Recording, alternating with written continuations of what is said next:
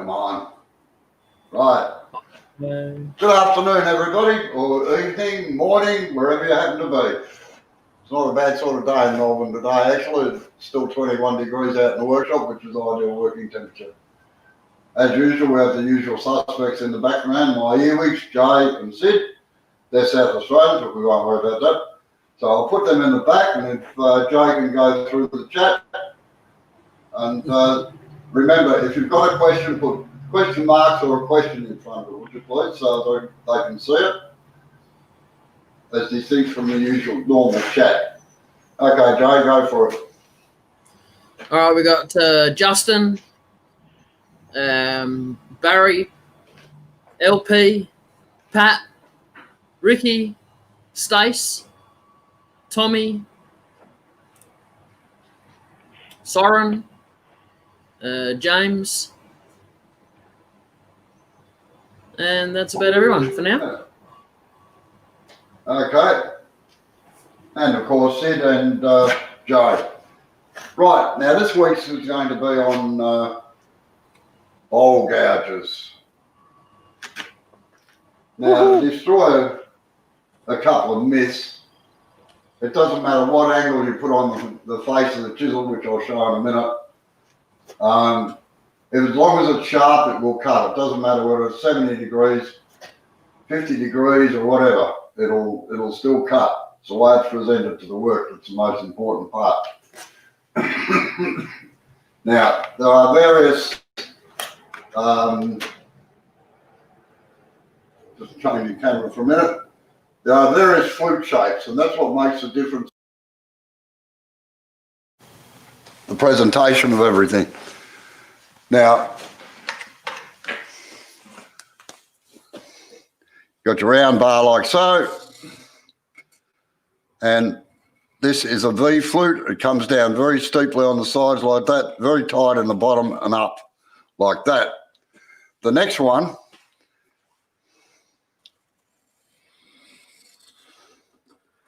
is a parabolic flute, which has got a bit of an angle down the sides here, and it's more open down in the base down in here.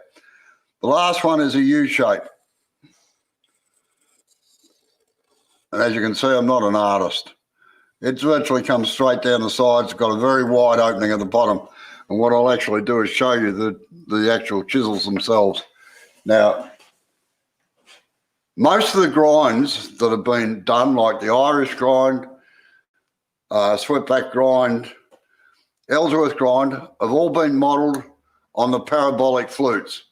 They're actually, to give you a brief history lesson, bowl gouges have only been around since 1970. So they're only a recent innovation. Before that, they used to use the long and strongs, like I showed you last week, or a spindle gouge for turning bowls, or hook tools. Most the first one to start playing around with bowl gouges, and he got them made by Henry Taylor, or Henry Taylor approached him to have them made.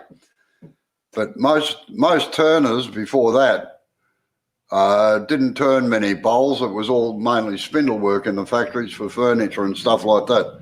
Real turning, you know. So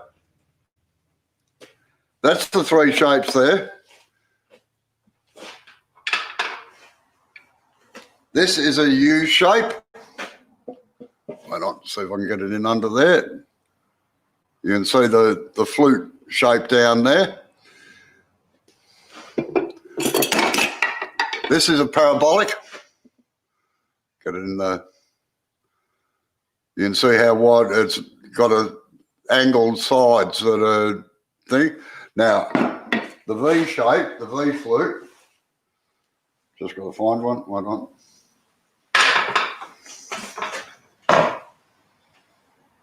No. This one's a bit smaller, unfortunately.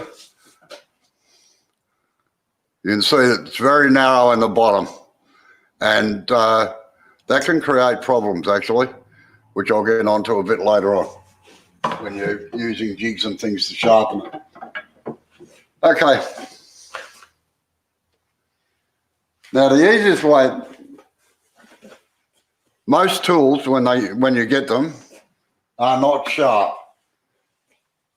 Doug Thompson says that his tools are sharp, but I'd reckon they go blunt even in transit. And 9 times out of 10, the shape that you want is not the shape that you want. So as I said last week, there's adaptees and adaptors, and I'm adaptee. I adapt the tools to suit the way I turn, because the angles are slightly different and this and that. Most tools that come from the factory. Yeah, Robbo. Sorry. Robbo, do you know where Soren lives? I just think you might need to go and visit him. He's asked if he's made a statement. Pens are real turning. Well, I agree until I put the insert, until I put all the guts in them, a pen isn't just spindle turning. Now, this is the way tools normally come from the factory. They're just ground straight across like so. Now, that's a traditional English grind, and that's the way they work. For oak, that grind is absolutely fantastic. It leaves such a clean finish on it. The only problem you've got to watch is these little wings, and I'll get onto that a bit later on as well.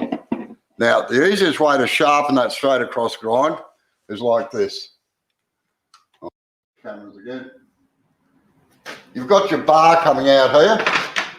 I hope that you can see this all right. This is an extended bar. Now, it's similar to this, except this one's a bit shorter. Sorry, probably get my arm in the way there. This one's a bit longer. All you do is sit the chisel in the notch at the base and apply it to the wheel. Now, there is a rumour or a furphy going around the internet that is a dangerous way to sharpen a chisel, because what people think, in fact, one bloke I corrected last week on the internet somewhere said that one way warn against doing the chisel like this, because it can get jammed between there and the wheel. You've always got to make sure that where you're sharpening it is above the centre line of the wheel. Otherwise, what can happen is that this will slip down and get wedged and destroy the wheel. So if your chisel's starting to get too short, that can happen, or the angle's too steep here. I always make sure that this is right. This is right on the borderline, because as you can see, the centre line comes through here. It's only about 3/4 of an inch or so underneath the chisel. But spindle roughing gouges, which we sharpened last week on the platform, this is an ideal way to sharpen them. By putting them on there, you just adjust it until you can see no light through there, and all you do is you just rotate it around over the top of it like so, and it sharpens it real well. Now, there's a lot of good videos out, or web pages out, to show you how to set up these jigs. If you follow the manufacturer's instructions, you can't go far wrong. I'm not going to go into a great deal of diatribe about them all, but I just want to show you just a few points. And that's, if you've got any questions, please ask them. If you want me to go back over something and expand on it, that's fine. Now, as I said, this was the first jig that came out. This was God, geez, I've forgotten the name. The Uni-Jig 5, that's right. Made by George, wasn't George Hatfield in Sydney, George somebody else. Now, all jigs and everything. Like Rob CP's come in, and Blake. Oh, yeah. Good afternoon all, good evening all. Just hold on, I want to have a slurp on my cup of tea for a second.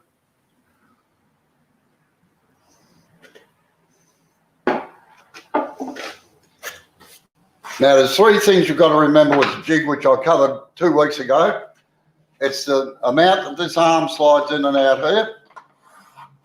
I'll do it on this one, you can see it easily. The amount that slides in and out, the angle that you have on your jig, on that, I hope I've got it in the thing, yep, and the projection of your tool out through the front. Now, I'll just go through some of the jigs here. The Uni jig is a great thing. except remember I said about that little pin in the bottom of it, that little bit there. Get rid of that and put a piece of angle iron in, like that, because the pin has a habit of jumping out. The same on the true grind jig. It's only sitting on this little ball here, and it's very easy to hop out. So I modified them and put that part there in. Just makes them a lot safer, that's all.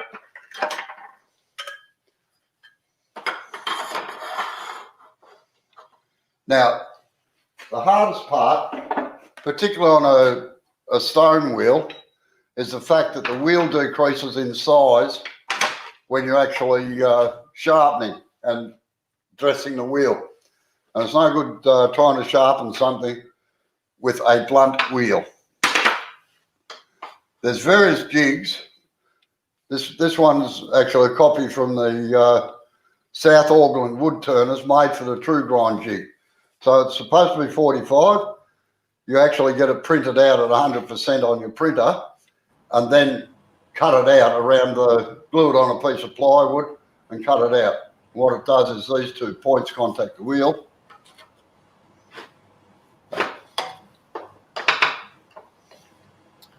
Philip has just come in. Good evening. Until they hit here like this, and that's your 45 degrees. Now, there's one called a raptor, which are fairly cheap in America, but hellishly dear out here, and they don't seem to work. The biggest problem is it depends on how high you've got the wheel, how high you've got the grinder off the thing. So, yeah, waste of money out here. I saw a much better idea on a YouTube video once. What you do is you cut a triangle like this, the right in fact the front, and you sit it down in here. That little notch there is to clear where the angle iron's over the top of that. You slide it up. When it hits the wheel like that, you tighten the jig up, and that'll give you a 45 degree angle on the chisel. Or it'll set the space the same all the time. What we're after is consistency when we use jigs. Now, I can sharpen all my bowl gouges and everything. It doesn't matter whether they're an Elder's grind or whatever, freehand. But I must admit, if I do them freehand for a week or so, I get them back onto the jigs to bring them back into so they're consistent. And when I'm teaching, I find that it's much easier for students to have a consistent grind than it is where the angles keep changing. So all the jigs work the same sort of thing. This part here, I think you can see it in, I'll just zoom it in a bit.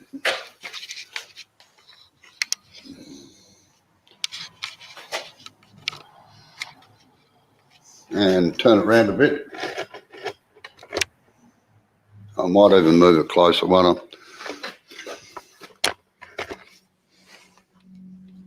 Get it down onto there, like so. Right, these pieces here are the lengths of projection.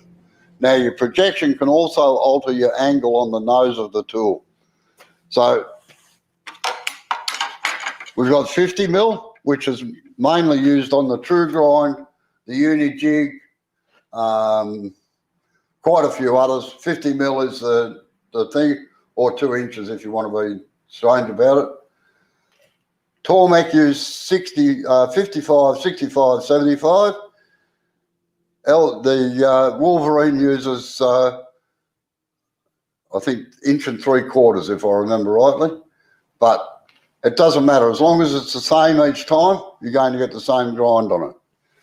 Now, this is a bone of contention amongst most manufacturers. I've always been told that when you move the arm in and out, let's see, I'll just lift this up a bit and swing it around a little bit. When you move this arm in and out, that alters how long a wing you can get on them. So if you want a little short wing,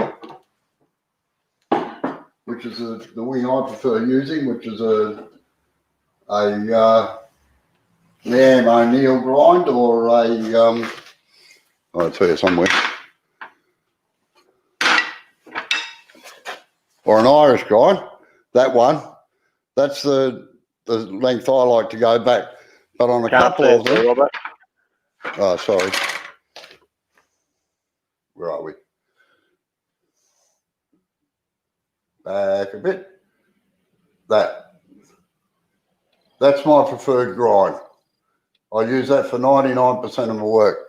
But occasionally, for a certain job, I have a wing that goes right back. Just got to find it now. This is what I was saying last week. Normally this is spread out over 3 tables and everything's nice and right. Like I say, I normally like a long grind like that for a particular job, which I'll show a bit later on. It's still 45 degrees on the nose, but the wings extend right back. Okay, so we've got to have, I'll use this one first. Now another problem with this jig, with the true grind jig, is the brass nut that goes up in here. This has been modified because that brass nut can either come loose or get that tight that you've got to knock it with something. You can't get enough purchase on it to undo it. So I modified it all by putting a T-bar in there and putting the tool in that way. Right, now, let's see. Might want to zoom back a little bit, Robbo. Yep.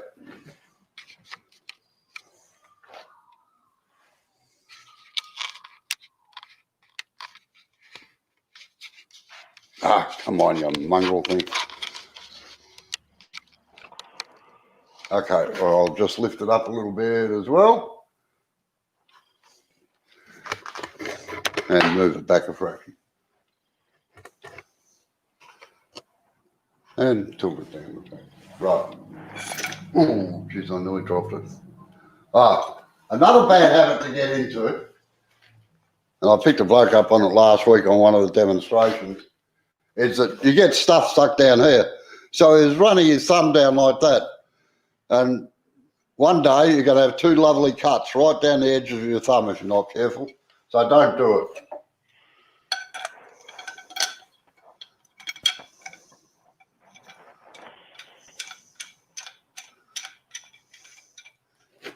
Now, the problem with using jigs is that sometimes you run out of flute here to hook onto. It's an easy fix. Well, there it is. Grind a little flat down along here that's parallel with the flute so the jig can grab onto there. It's very, very hard to try and line them up perfectly in the thing to get them square across there. And if you don't get them square, you're going to get uneven sides on here. And there's a chisel where it doesn't matter what you do, you cannot get even sides on it. And it's a well-known brand. I'll get onto that a little bit later. So we set our projection at 50 millimetres. Get rid of a couple of tools here. Make sure that the chisel is down flat on the thing, and you push the jig right up tight. Now, it pays to use a texture colour.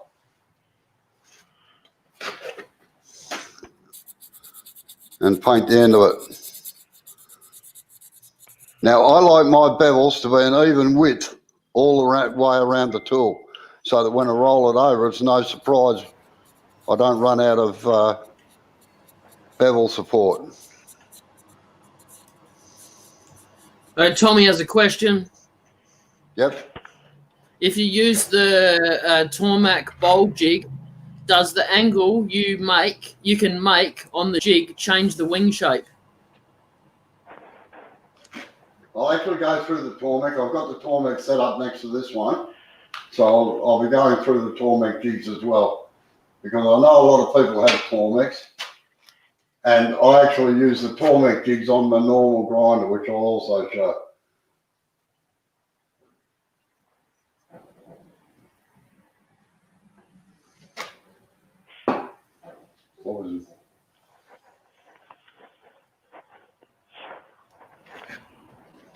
Right.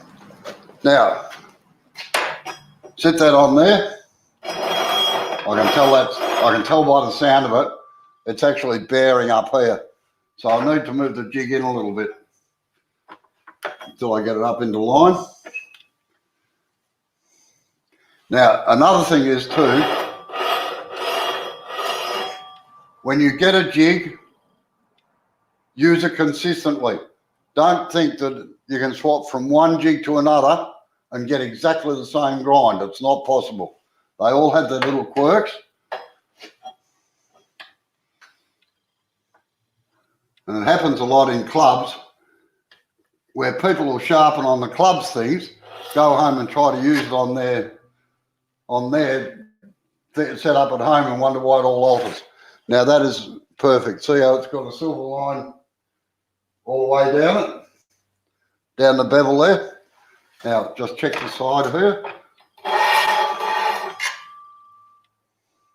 Yeah, it's going to take a little bit off the side, but that's because this has been sharpened on something else. Make sure the grinder picks up to full speed.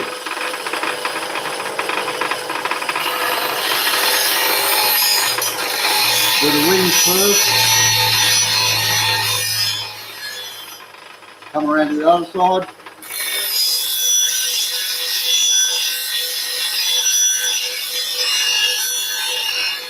And roll through the centre. Because if you're using the chisel properly, it's not the centre that gets used. It's not the centre that goes blunt. It's out past the sides here where you're cutting with it. And like I say, see how it's altered the grind on this a little bit? I won't worry about that.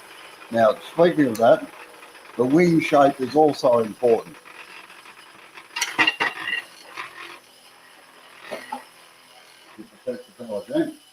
Back onto the other camera. Hey, Sorry? Tommy said he uses the Tomac bolt jig with the normal grinder also. Yep. Right, now your wing shape, here's your nose bevel here, base of the tool here.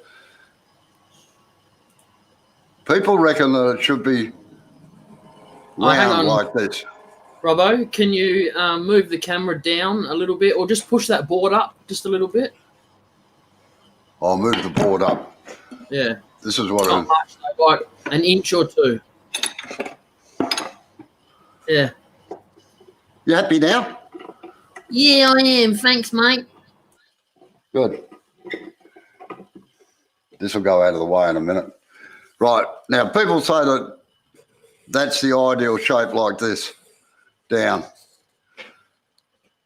The shape that I actually prefer is straight from here to the nose, like that. What you've got to avoid, although it can be handy for some things, is a hook where it comes down like that. This is grossly exaggerated, but I have seen them like that, where you've got a beak in it here. It makes it very, very hard to use. But on the same token, if you're doing canisters or something, and you want a nice sharp edge at the bottom, like a right angle like so, come down the wall here like that and just sweep across the base, that shape is ideal. Now, the reason that I like the bevel, the wing shape straight is that when you go to enter a bowl, you've got to get that nose in there first, and it's very easy to hit the wing here, and that's what causes the skate across the side or a catch, and I'll show that in a minute. Right, I can get rid of this now. I think I've used my whiteboard. Whoops. Everybody feeling seasick now, are they? Right. No, we're okay, Robbo. I'll just move this camera back a bit again. Oh, Sid's still alive then? Yeah, sounds like it. I've got to remember to unmute my mic when I talk. Well, that's a good one.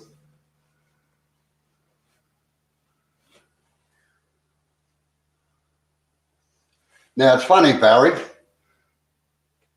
Can you read those little things out every now and again, please, Sid? Wait, I've got to get up again.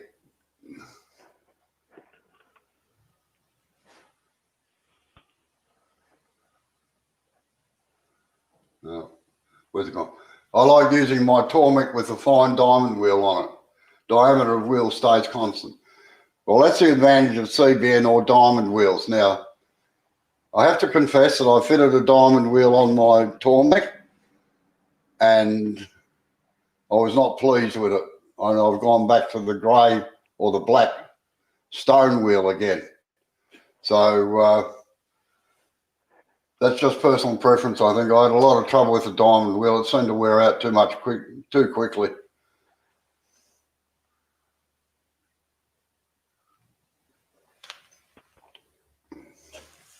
Right.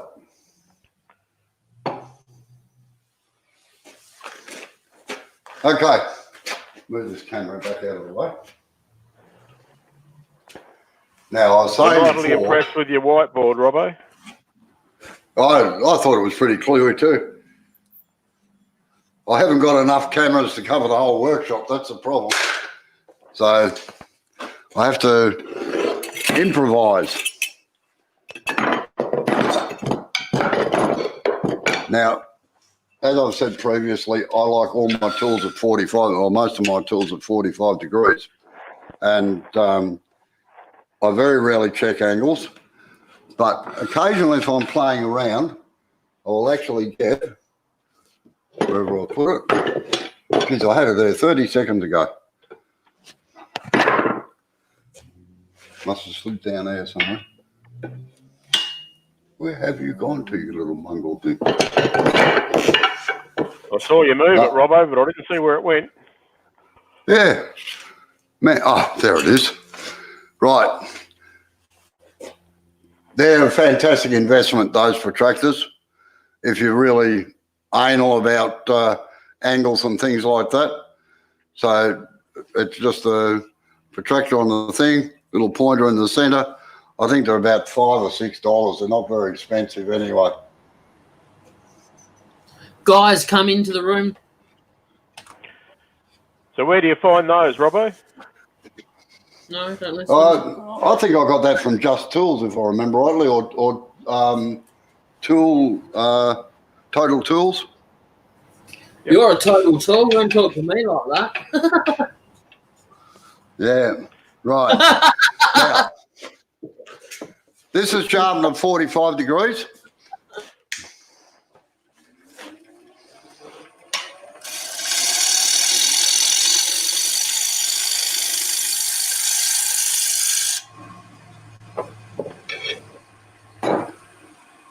This one's sharpened about 30 degrees.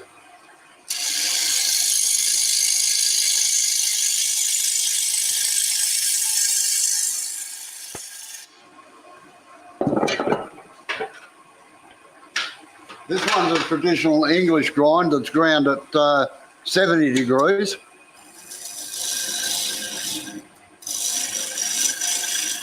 As you can see, it doesn't take out as big a cut as what the others do, and you've got to be careful of that wing there. This one's ground at 40-40, what they call a 40-40 grind.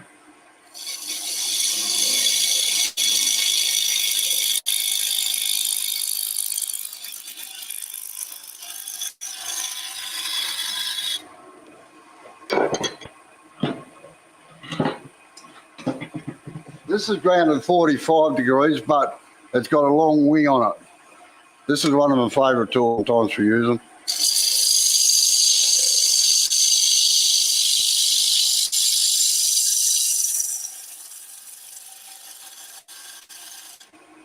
This is actually an old P&N.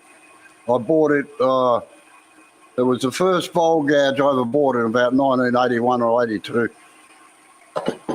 Right, so as I said, it doesn't matter what angle you have on the tools, as long as it is sharp, it will cut. Now I'll just put a tenon on the bottom of this.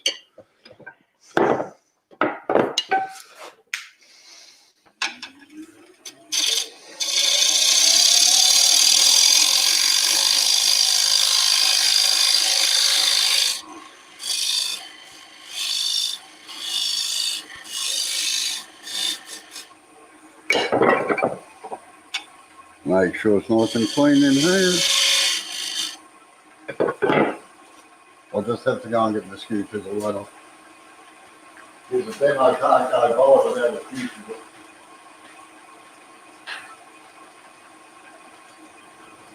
June has just come in, Robbo. Sorry? June has just come in. Yeah, good day, June. How are you? Right, that's better.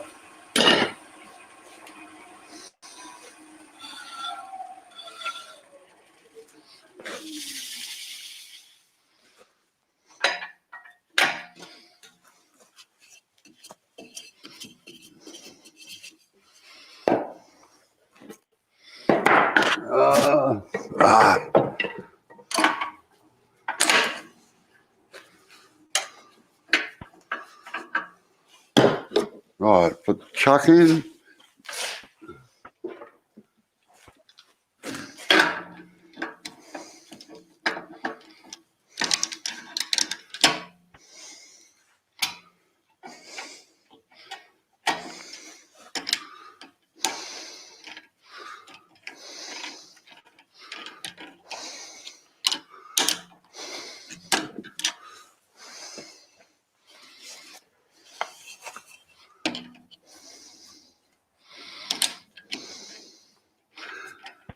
For those that want to know, the timber is jacaranda.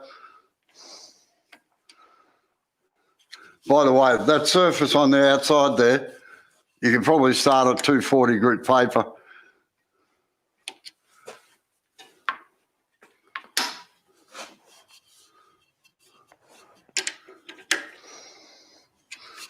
Always check both thingos.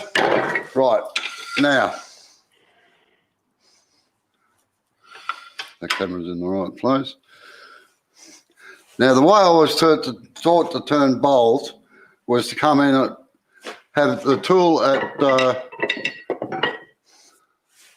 that one. Matthias has just come in, Robbo. Sorry? Matthias has just come in. Yeah, good day, Matthias. How are you? The way I was taught to turn bowls is 45 degrees to the timber like that. I'll just change cameras for a second.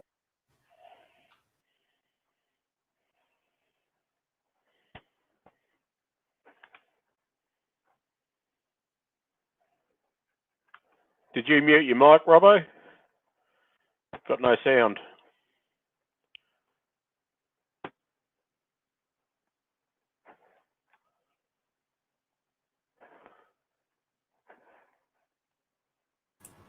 Yeah, no sound at all, Robbo.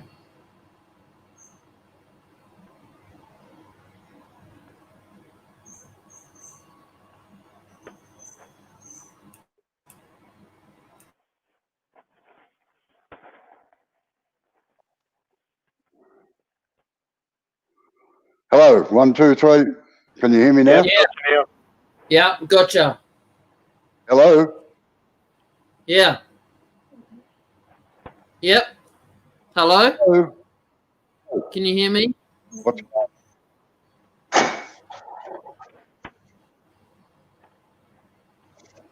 Put us back on the screen for a sec, Robbo. Maybe it's just glitched out.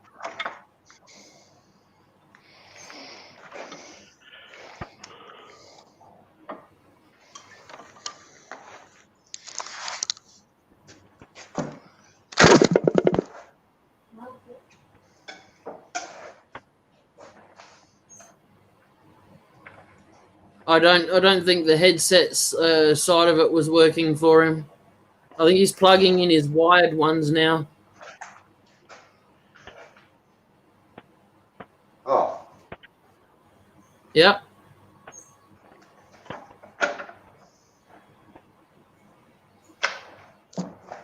You good there? How you going, Robbo? No? Can you hear me or not? Yes. Can you hear us? Talk to me. Yes. Hello. We're talking. Yep. Can you hear me? Yes. Yes, we can hear you, but you can't hear us. Hello, 1, 2, 3, 4, 5, 6, 7, 8, 9, 10. 18, 54. Right. Yep. Thought I might have to get the reserve pair out. My earwigs aren't talking to me. Yeah. No, they're not. I can't hear them either. No, everyone's ignoring you. I'll commentate from now on, all right, everyone? Hello, can you hear me now? Yes, we can, Robbo. The problem is you can't hear us. Oh, what the hell's going on?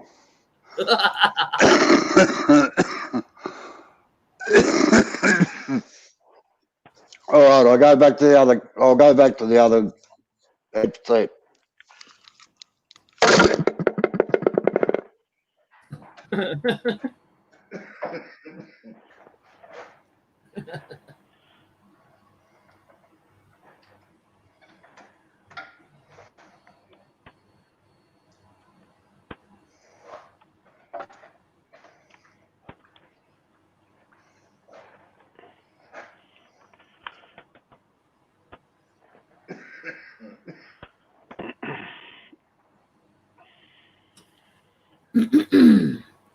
Testing.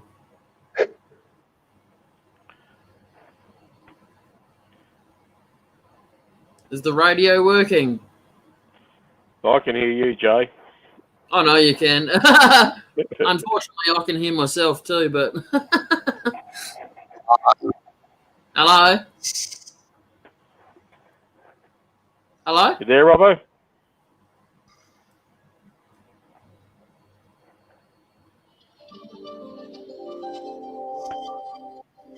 Nah, has someone needs to ring him. Yeah, right. I'm back on the old headset again. Sorry about that, people. Hello? Can you hear us, Robbo?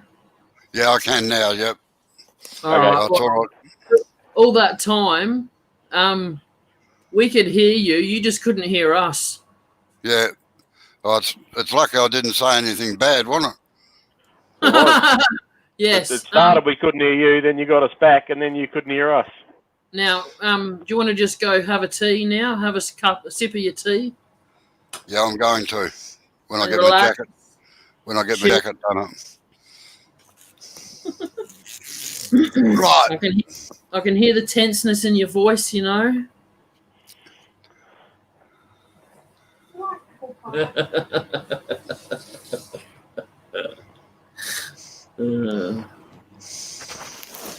Yeah. Should be right. I'm having a sip, folks. Right. Yeah. Pretty sure he's got scotch in it as well. No, don't drink.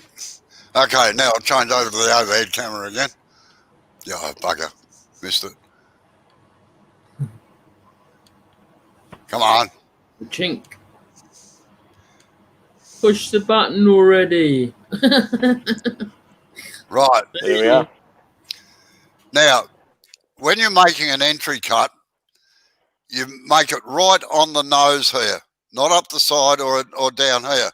And the tool is actually held dead flat with the flute completely shut. Actually, I might. Hold on. I'll use this. So the flute's shut. When you start the cut and it's got bevel support, you roll it over so that the tool has 45 degrees. The flute's facing 45 degrees in the direction of the cut. And the handle is back about 45. The angle down is about 45.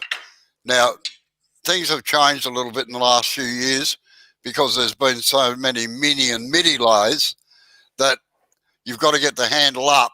So they're actually coming in nearly horizontal, but the same thing still applies. In with the nose first, and as soon as the cut starts, open the flute out to 45.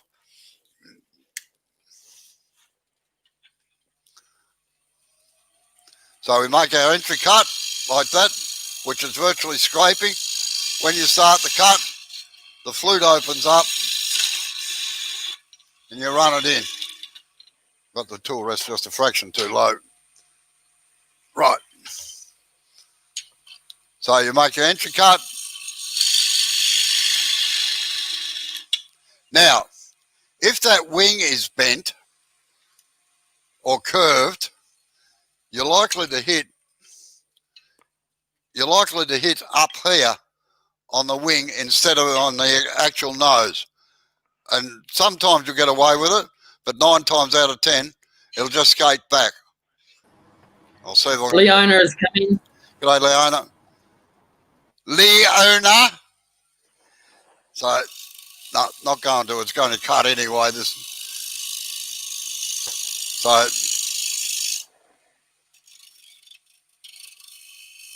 you just face the bevel the way that you want it to go. Once you've made your cut, in you go. Now, a lot of people cheat and actually use a parting tool and part a mark in for the bevel to sit against. I have no qualms about that, but it's far easier if you can just pick up the bowl gouge and go for it. Okay.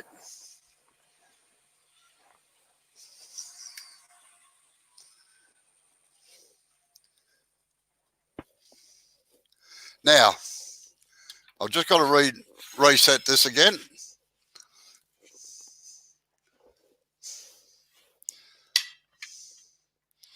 Don't know if I'm going to have enough lead to get...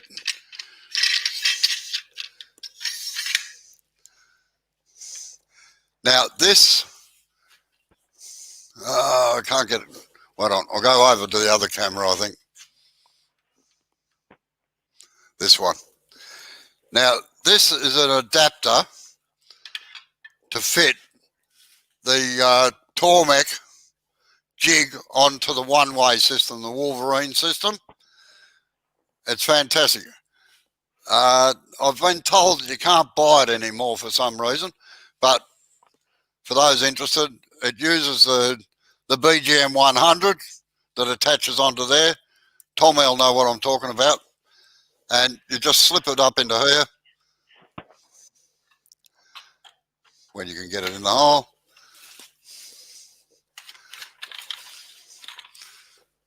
Set it up like that. Now, how many here have got Tormex?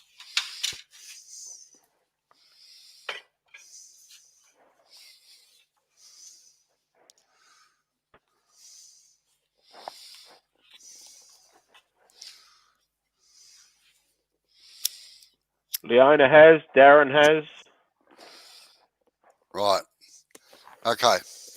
Now I just have to go and get some water.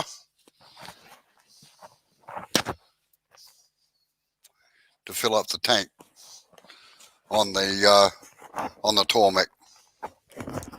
I've got some here, Robbo. Here, I'll pass it over. Soren has. Anthony's looking and investing in one day.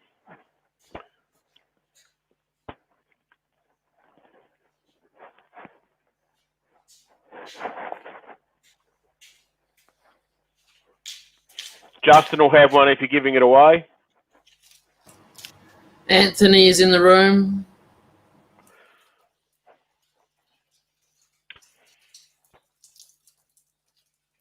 Philip's got one.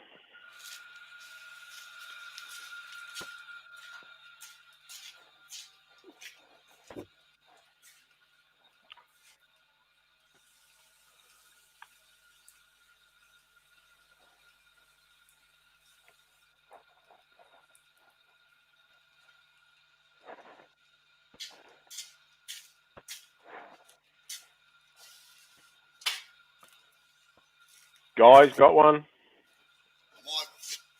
might actually try that other headset again for a minute.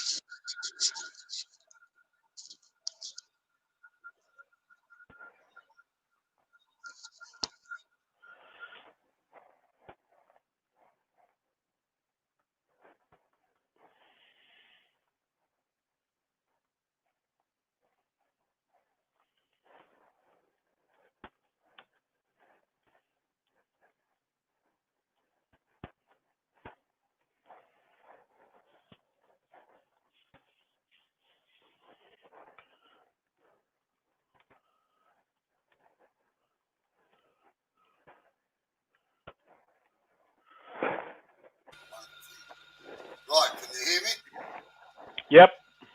Hello? Hello? We can hear you, Robbo.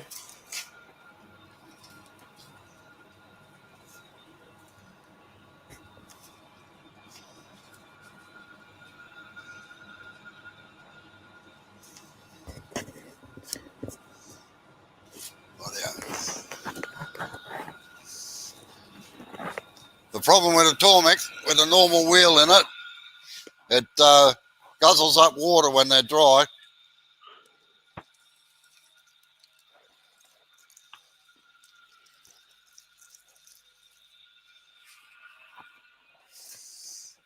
Now, as I said in the first video, the Tormek is great if you are a wood worker. They're not so great if you are a wood turner. They're too slow in my opinion. They do leave a fantastic edge, and their jigs are the best on the market.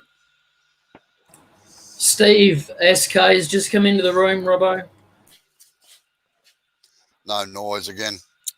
Ah! Can you hear me?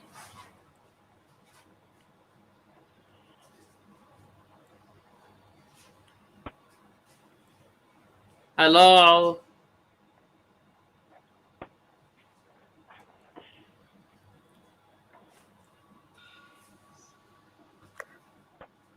Hello? Oh man, this is annoying me. How you going there, Robbo? All right now. Yeah, all right. Well, Yeah, next time you're having audio issues, look at your monitor where our screen is, so you can see us if we like waving at you or saying yes, we can hear you, that kind of thing. Yeah, okay. Rightio. All right. Now I did say that in the first video, the Tormek is a fantastic system if you're a woodworker for doing chisels, planer blades, things like that. But for a wood turner, it's too slow. Just reshape a chisel on a Tormek is an exercise in masochism, in my opinion. Now, Sorry. Steve SK Craft is in too. good day, Steve. How are you? Now, the Tormek still uses the same system as everything else. The distance that bar is away from the wheel, the angle of the jig, if I can find it, there it is. The angle of this jig here, and the projection out of the thing. Now, fortunately, Tormek all come in a nice little neat package. The problem is the package, well, it costs about $350 or $400 out there. I don't know what it is in Europe, but this gives you the distance by setting it down like so. You get those two little rollers here against the wheel. Now, do not use it with the grinder running, particularly on a high-speed grinder like this. Now, I'll just swing this around a bit so you can see the other grinder as well. And I'll set it at the same time.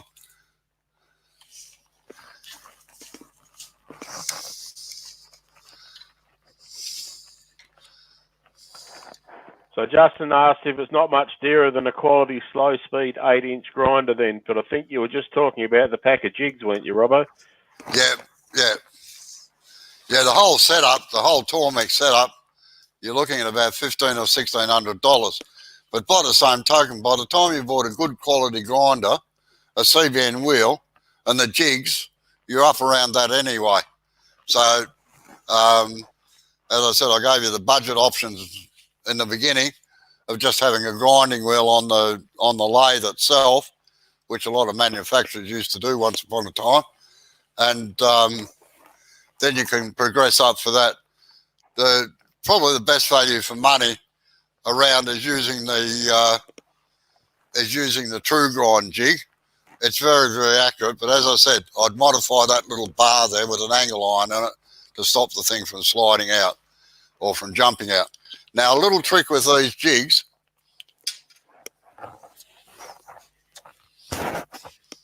is get a texture colour and put a cross on it, like so. So that when you sit it on the wheel, you can actually see them rotate.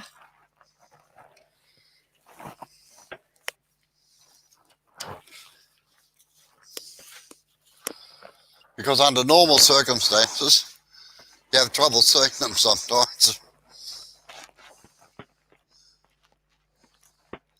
So set that down there, just back a bit more.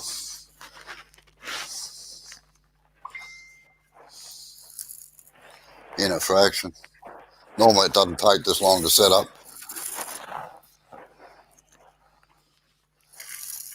Right, there we go. Once both wheels are rotating, it's right. I'll set this one to exactly the same. Yep, close enough. Good. Make sure everything's tight. Now, I'll use the same chisel as I sharpened before, so you can see the difference in the different grinds. Like, this one started grinding it up there a little bit when I had it on the true grind jig. So Darren's just asked if you didn't pay the power bill in that part of the shed, Robbo. I think that might be the problem. I must admit, we had a power blackout today. I was told that a truck hit a pole, so I don't know whether that's right or not. But we're out for a couple of hours. Right now, I always just double check to make sure it's right. Yeah, close enough. Now I'll colour this black, and you can see where it alters it a little bit. Because as I said, they all act a little bit differently, and so's the English don't left out. It's the same thing with your Sorby Pro edges. Always check that you're actually getting a grind where you want it, not little Johnny's been in the workshop or something and decided to grind off a bolt and altered all your settings. That's after you've killed him for doing it.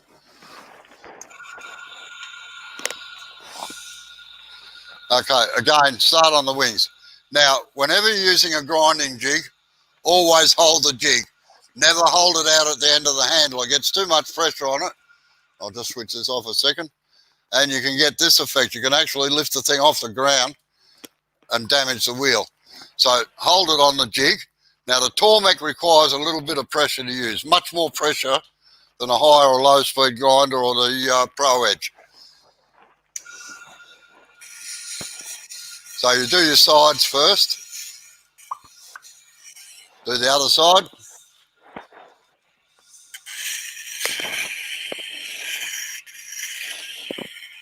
And then around the nose. Now you can see that the nose is being ground exactly back where it was, but see where the grinds move here a little bit. Now the advantage of the Tormek is that this jig slides, so you can use the whole wheel across the thing, whereas on these jigs here, you're locked into one place and it's generally the centre of the wheel, and you end up with a big groove down the side of it. So I'm not going to... Now, if it does that, when you push on it, get some sandpaper down in behind there and clean that little wheel off. Now, I'll only do half of this, and we'll see what the effect is of putting it on the high-speed grinder. So you can see it's cut down around here. I think you can pick that up in the camera, can you? Sid, Jay? Might need to just bring it a little bit closer, yeah. Robbo. You can just see it. A little bit, yeah. Mm. Yeah, okay. I can see that. Yeah, well, the last time I sharpened this on the True Grind jig, it was there. It was exactly the same settings and everything. Right, now I'll put it on this one. Again, let the speed build up to full speed. do your sides first.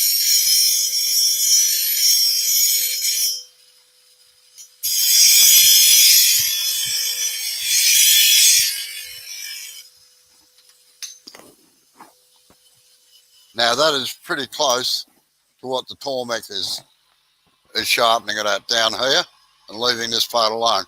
But it'd probably take half an hour or so on the Tormek to get that up and only a couple of minutes on that. And that's why I've actually got chisels that are marked. I take the Tormek away with me when I'm doing demonstrations for sharpening.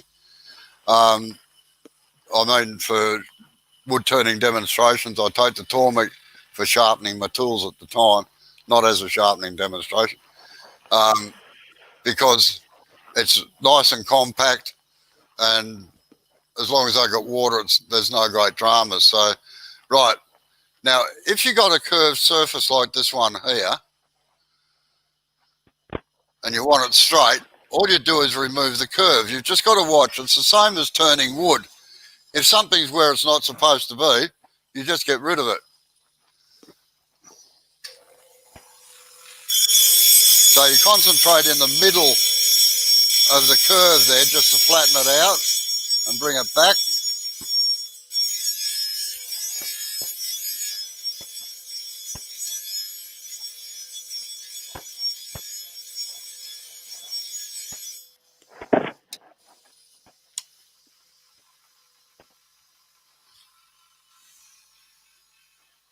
And now we're starting to straighten it out. You can see where the bevel's starting to come back up.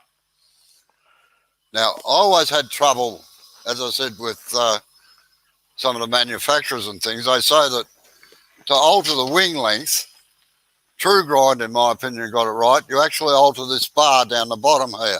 So if you want a longer grind on the wing, you've got to play around with this and move it in a fraction so that the swing is further across the wheel or out again, and that lessens the amount of swing that you've got.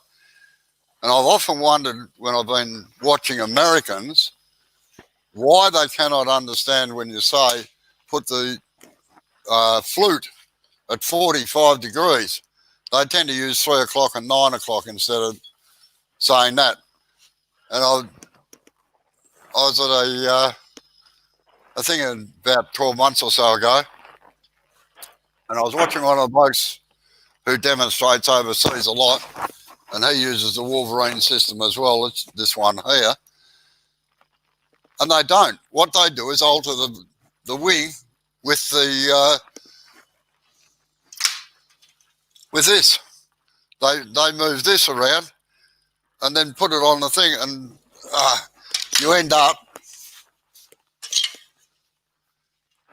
with the edge curled in over the top of the flute. So they've got to bring it around further to cut, like the Ellsworth grind.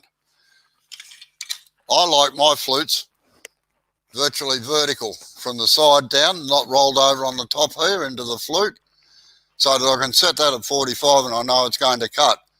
Now, this is, as I said, this is my favoured grind, 45 degrees down there, 45 degrees on the nose.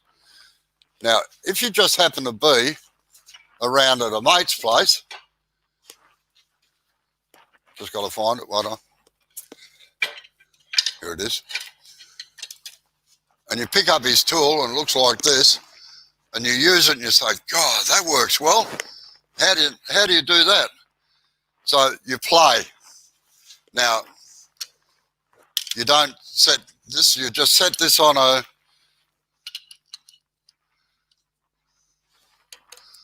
whatever projection you like.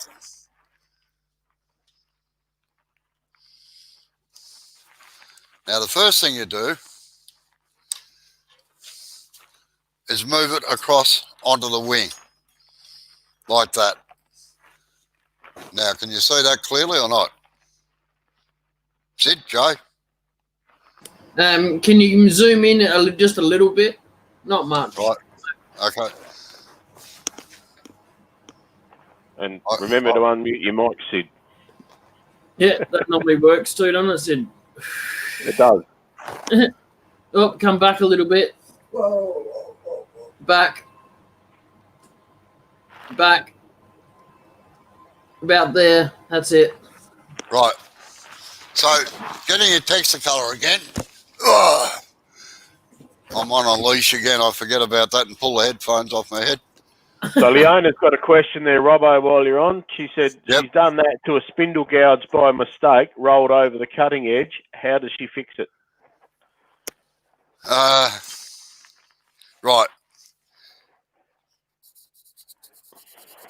I must admit, I just regrind them by hand to get them where I want them. But if you're using a jig or something, set it to what you think it should be. Now, on the subject of jigs and what manufacturers say you set this at 55 millimeters projection or 65 millimeters projection, and the jig at number 2, and the arm at X amount of inches or millimeters. What you got to remember is that they've asked who they want to ask, and that's their recommendations. Now, as I said a couple of weeks ago, you can put 20 wood turners in a room with 20 chisels and you come back with about 40 different grinds. It's your own personal preference. It's what works for you. All I do is I try to teach people a good starting angle and then let them modify it to suit themselves, because certain people can't use certain grinds, and it's as simple as that. And it irks me with manufacturers as well that they have signature tools that are $20 or so dearer than their plain tool, when if you have a look at the grind, you can emulate the grind yourself instead of having to pay the extra money. Right, so we put it down on the side here like this and set the wing first. Just spin it around. Right, it's just touching the heel of the bevel down here. So we've got to move the arm out a fraction. Now, all arms move a little bit when you loosen and tighten them up on these type of jigs. The pro edge blokes can actually brag there and say, ours don't. Right, now you can see, I hope you can see see how it's all the way down there? Can you see it or not? Answer me, one of you blokes, I can't see the screen. Bloody, yep. Unmute, Sid. Yep, we could see it.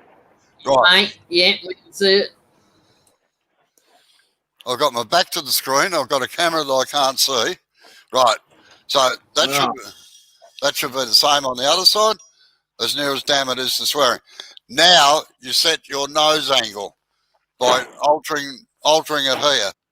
Now I happen to know that number 2 is right for me, so I leave it on number 2. And then sharpen the sides. Again, holding on to the thing, sharpen it up to the center.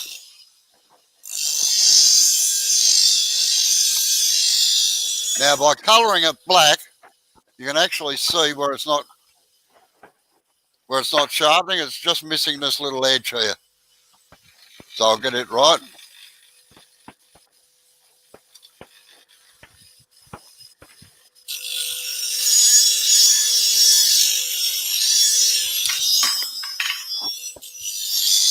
Something's wrong. Didn't fall point down.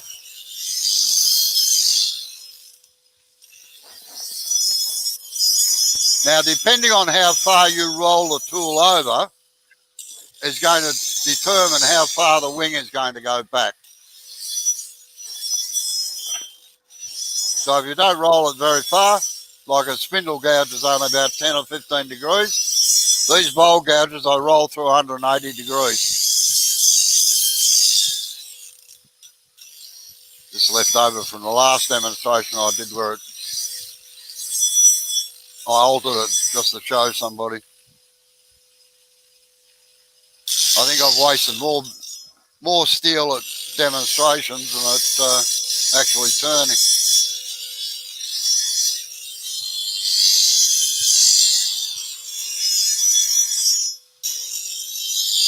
Now, there's hardly any pressure on that at all. It's just my little finger under there just to lift it up.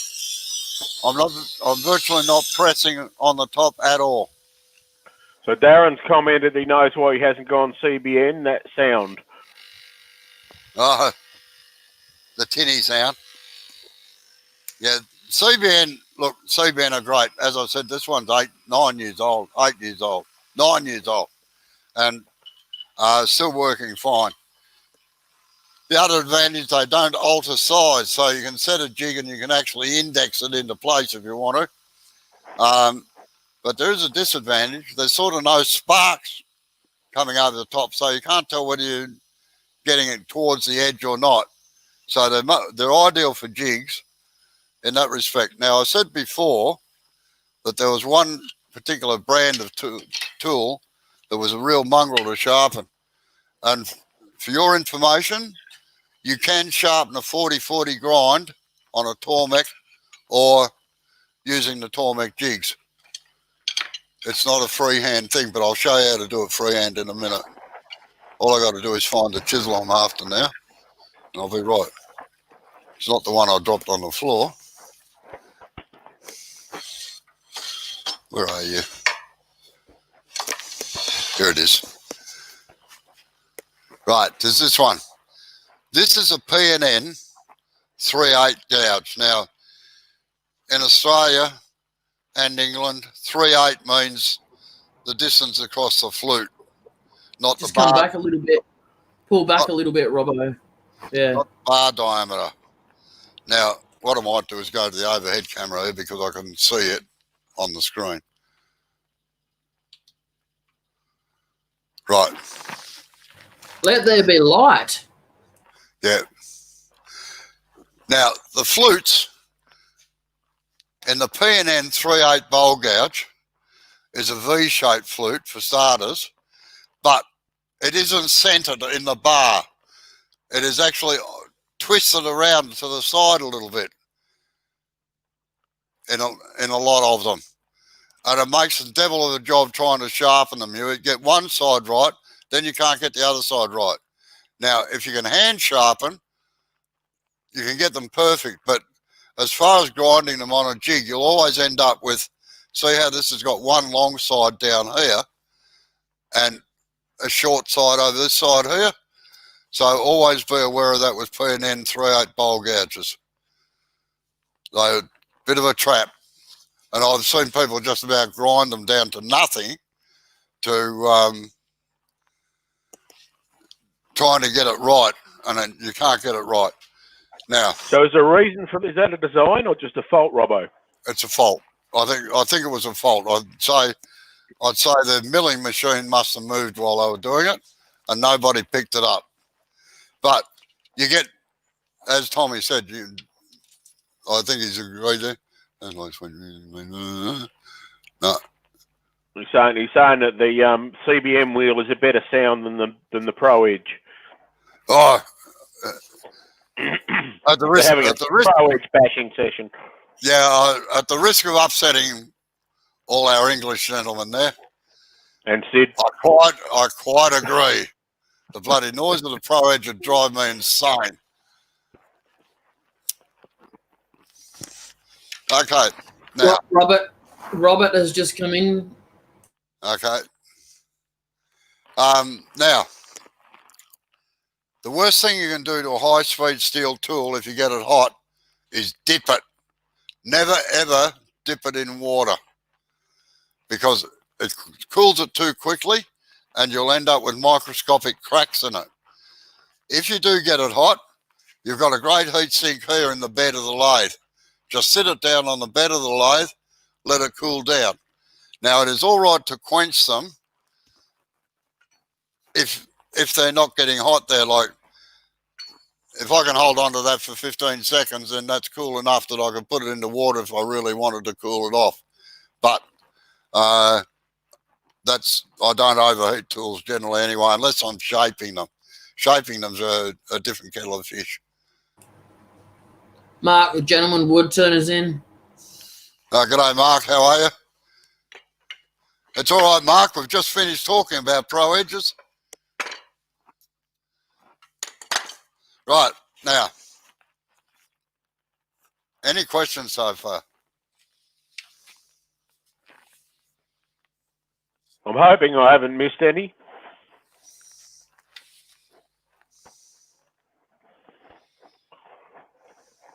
But don't worry, Mark. I'm holding my own. Who says? Me. All right. Yeah, look, all sharpening systems have a learning curve, and yeah, I said last week why I didn't like the Pro Edge. It was uneconomic for me to have one because the belts just wore out too quick. So, but that's really the only reason, or part of the reason. I had a little bit of trouble with the platen actually behind the belt too. It wasn't sitting down flush on the back of the belt. I had to muck around with that for about 2.5 or 3 hours to get it right, because some of our dealers who aren't real good on after sale service. Oh, thanks, Mark. You didn't bring one for me, mate.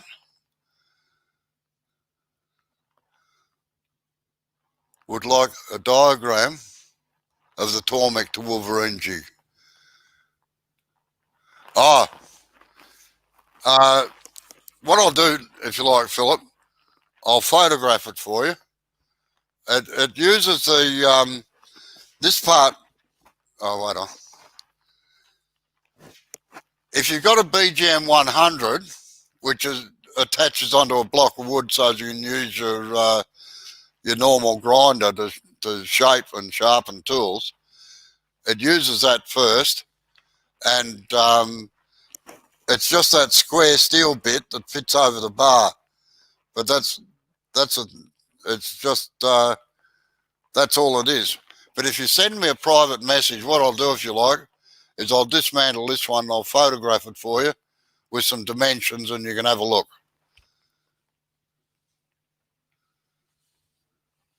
All right. Well, send me a private message and I'll photograph it tomorrow sometime.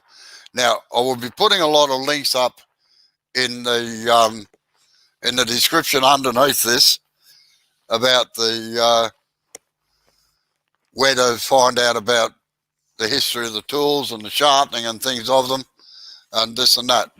Now, if there's no more questions on bowl gouges, I'll get on to scrapers.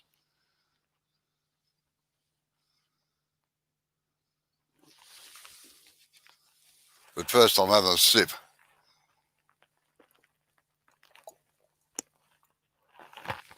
Oh, God, that's cold.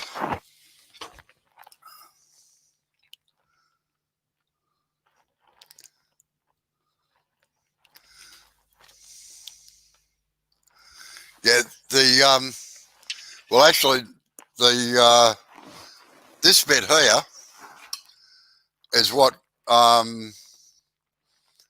Record use on their Pro Edge. Only it hasn't got this bit on the bottom. Ah, now that's something I just reminded myself.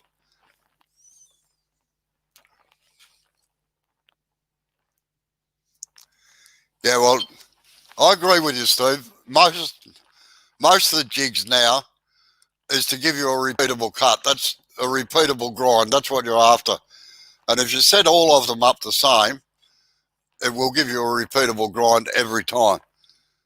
The hardest thing, yeah, I'll answer that in a second, James.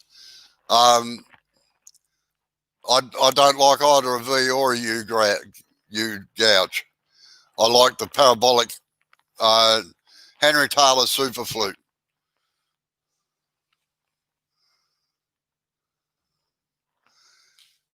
Now, something came up the other day, not in here, but in another thing I was involved in. Yeah, I know they've changed a little bit, but not much. Yeah, if you don't use a C-bend wheel, that's exactly right, Steve. You've got to adjust the angle to allow for wear on the wheel. I did mention that prior to you coming in. Now,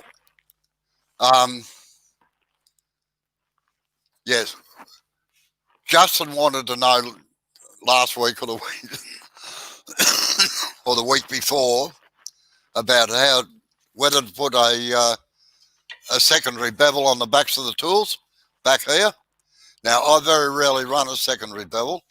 I do it on, I've lost it again now. I've got that many tools floating around here at the moment.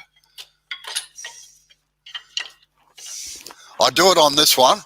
Now, as I said, this is a traditional English grind, this one. It's 70 degrees at the front here. And then I put a secondary bevel on the back here. Now, it's very easy to put a secondary bevel on. All you've got to do is just, if you've got, I'll change cameras again, sorry. Sid, are you there? Yes. You got a question there? Yep. I was just waiting for a gap and you jumped into it. So LP's asking, when sharpening, how does the little ski jump at the tip happen? Right. Yeah. Just remind me again shortly, LP. I'm just going to answer Justin's question from a week or so ago first. Now, to get a secondary bevel on, I'll just use the Tormek jig. All you've got to do, if you're using this jig here, can you see my finger or not? Yeah, just the very top of it. Rightio, wait on.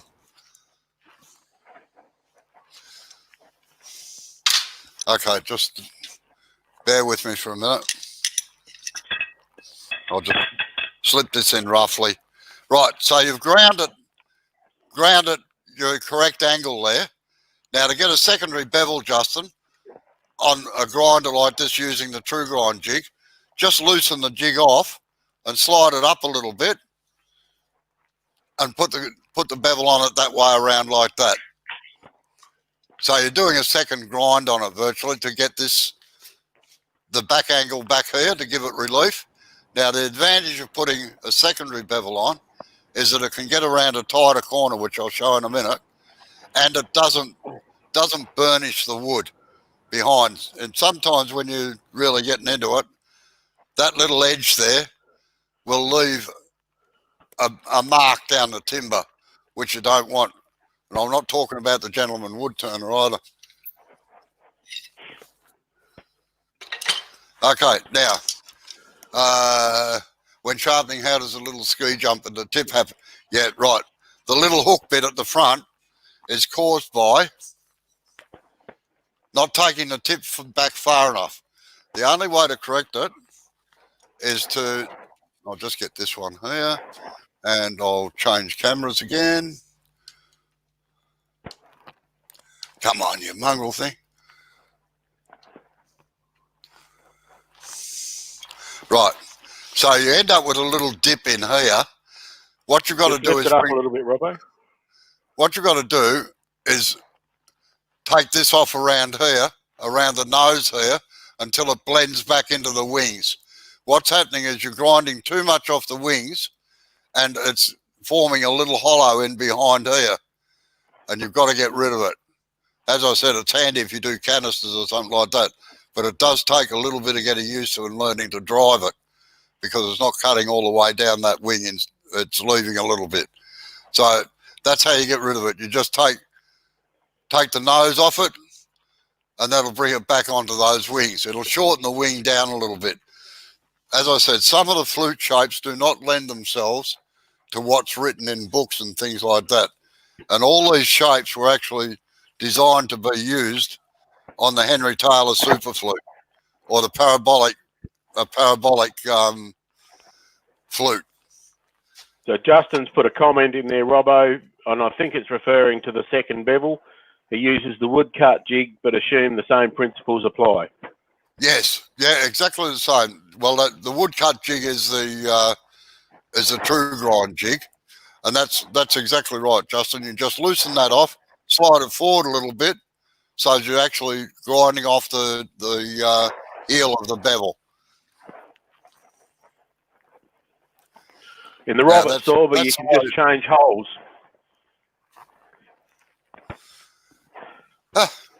Bloody primitive, man. On the Tormek, all you do is loosen that knob, slide it down to there, and just slide it up like that, and it's done.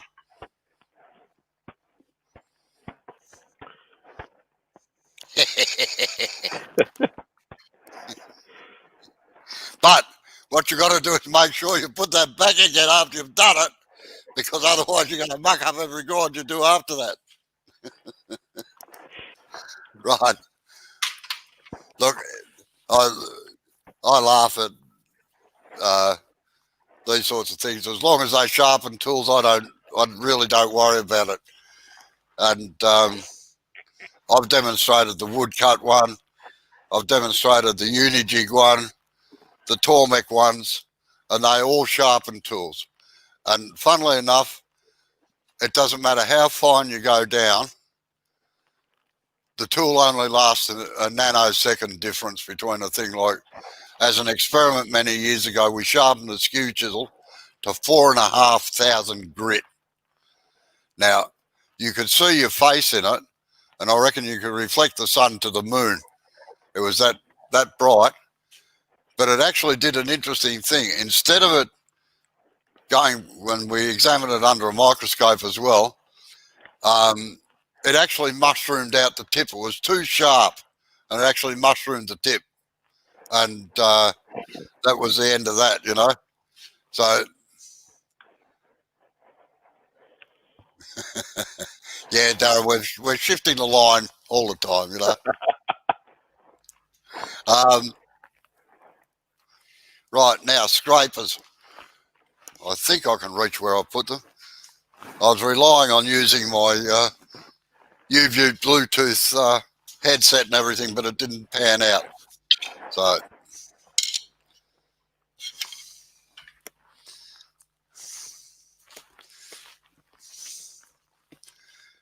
now this is going to shock a lot of people.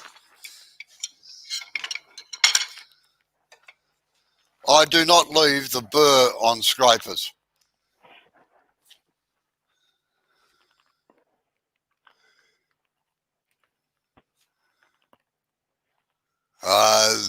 I see there's an argument going on between Tommy and Steve there about pro-edge burrs. The thing with most jigs is that you can set them to really where you want them to get the angle that you want. So it's sort of a moot point in a lot of ways, I think. Now, what I do with scrapers, hold on, got to get the rest of it. I might have to put my little bench back on the lathe here again, I think.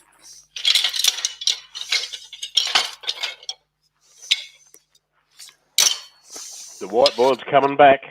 Yeah, the whiteboard's on its way back, folks.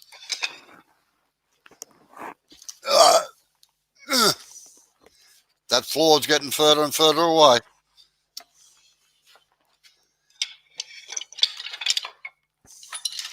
All I've got to do now is find the really techo fixing system, and I'm right. Cleverly disguised as a G-clamp.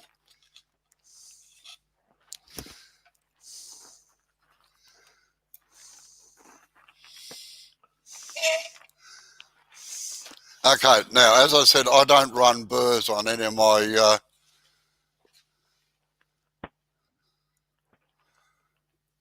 no, you never, Anthony, you never even do that either. Anthony said apart from the burr on parting tool for a facing cut. No, if you use a sharp tool, the intersection up the side of the parting tool and where it, the intersection up the side of the parting tool and where it goes down to the cutting edge should be sharp enough just to leave a nice clean cut down there. It acts like a shear scrape to a large extent. Right. Now, to try and sharpen a scraper that's shaped like that is damned hard work. Like, it took me, I made this for a particular job. It's for getting in underneath the rim of a thing. You can actually buy them, but I didn't want to wait 3 weeks to get it. And all I do with those is get a diamond plate, because to try and get around a grinder in there is hard work. So all I do is get a diamond plate and just rub it up and down, and flatten off the top and sharpen it up there. So it's got a nice sharp edge on it. As I said, I do not run burrs on any of my scrapers. Now, that's a conventional type scraper. This is another one. These I will grind. As you can see, I don't use them very often. They're gone rusty. I have a great deal of trouble with scrapers. I get them caught and I just never get along with them. So, and I was discussing that with somebody else earlier today. Now, again, all I do is I just polish that after I've ground it down along here. It really doesn't matter what angle you put on here, as long as it's less than 90 degrees, it will work. My scrapers I tend to take right back a fair way actually, and use them that way. Very, very thin if I ever use that sort. Now, negative, I'll just, there's one more tool I want to show you, and a lot of people get into trouble with it. This magnificent thing here, it's called a scoochy gouge or something else. It's not a fluteless gouge. Two manufacturers make it. This one happens to be a Robert Sorby. I think Henry Taylor or Ashley Isles make one as well, and they call it something else. Now, do not ever put this face here onto a grinder because you'll muck it up. The only way to sharpen any tool like this is across the top, just backwards and forwards with a diamond stone until it's sharp on the edge here. So, and it's the same if you're doing thread chasers or anything like that. Don't try and sharpen the little threads in there just because you'll ruin them. Just do it across the top of the thing like that. Same with beading, with those beading tools, the ones that they make. Don't try and sharpen the bevel in them. Just do the top of it. Beading tools. And the captive ring tools as well. You just sharpen them down. Some of them just have a left and a right. Some have a twin V on them. They're a little bit different. You just got to be very careful on the grinder when you're doing them. Now, Justin's got a question there, Robbo. Is there a minimum tool thickness you'd recommend for a negative rake scraper? Well, I like 3/8, 10 millimeters, which is what this one here is. Now, everybody talks about angles on negative rake scrapers. That's the angles I run on my negative rake scraper. Up a bit, mate. Yep. I rake them right back so that they're razor sharp on this edge here, down along here. And this is actually my preferred shape, rather than just a dome scraper like that one. And as you can see, even this one's raked right back. I find that they cut a lot better like that. Now, these are used for finishing cuts only, and only under exceptional circumstances, because I normally get a good cut off the chisel. I don't normally worry about it. But I also use them a little bit peculiar. Like, if this was your bowl here, I don't use them down flat like that. I actually tilt them up at 45 degrees and run it along the rest there like that. So it's doing a sheer cut down the front, because you've got the tip angled across the work, not flat like that. Also use a spindle gouge a lot for shear cutting, particularly on the inside of bowls. It seems to work a lot better. Now, I started using a negative rake scraper about 35 years ago after reading a book by, it was actually an English wood turning magazine, by Bill Jones. Now, Bill Jones was an ivory turner, ivory and bone turner. And I was turning a little bit of bone and false ivory at the time for a job I had to do. And I kept shattering it. So I went searching for an answer, and I found it. And the negative rake scrapers were used because they don't shatter the bone or the ivory. Of course, we can't turn ivory anymore. It's a bit illegal. So that was the reason that negative rake scrapers came in. Only they didn't call them negative rake scrapers. It was just a scraper. But everybody's got to have a name for everything. Now, speaking of names for things, as I said, this is a traditional English grind. This is the way it normally comes from the factory, ground straight across. Generally got a bit more of an angle on the bevel there than this one has. As I said, it works fantastic on oak, English oak or American oak for some reason. Leaves a surface that you can start off sanding where you don't even need to Yorkshire grit it. It's so good. So now the Americans were having trouble getting down in the bottom of a bowl. Now just excuse me a second while I do a little bit of alteration here again.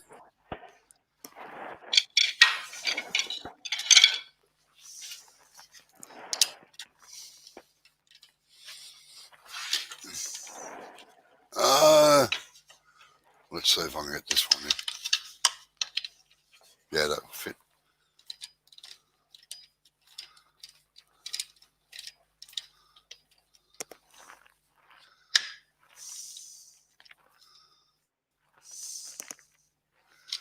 Okay.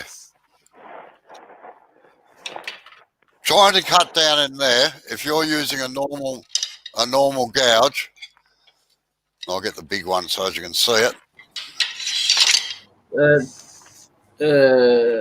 Justin had a second little question to go with that. It was regrinding a 5mm tool is too thin. Right, sorry.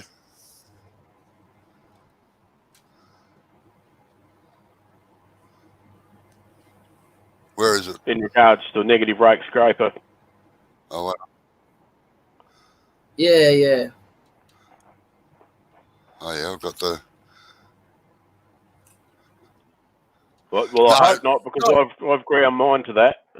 When mine are 5mm. No, not really. It's like everything. If you get them too far over the rest, they will vibrate because they're too thin. So it's 3/8 I find, or 10mm thickness is a good size. I've actually got some that are 1/2 inch thick here, but I don't use them very often either. You just about need the forklift to get them into the chuck. So, Can you zoom out a little bit, please, so we can see the majority of the bowl? All we can see is like near the chuck.